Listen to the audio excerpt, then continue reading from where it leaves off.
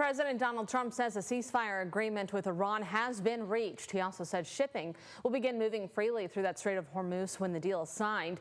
Negotiations on a final peace agreement lie ahead, including dealing with Iran's nuclear program.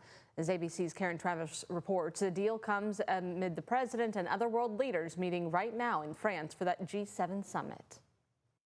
President Trump touching down in France for the G7 World Leaders Summit, fresh off his announcement that the U.S. and Iran had reached a ceasefire agreement.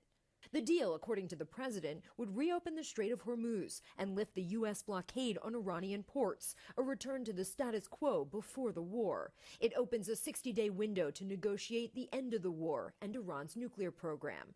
Vice President Vance on ABC's Good Morning America calling the deal a win for the American people. Iran's nuclear program is completely destroyed.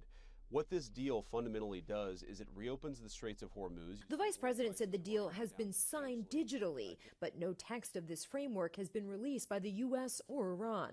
But according to a senior administration official, this initial agreement leads to the dismantling of the Iranian nuclear program, leads to the United States destroying and removing enriched uranium from Iran, calls for inspections to ensure a long-term commitment and that it's long-term enforceable, and Iran gets rewarded economically only if they meet the obligations under the deal. Iran has been demanding the release of its frozen assets and the lifting of sanctions. What everybody will see is that Iran doesn't get a dime of money unless they perform their obligations. And the money that we're talking about is fundamentally sanctions relief.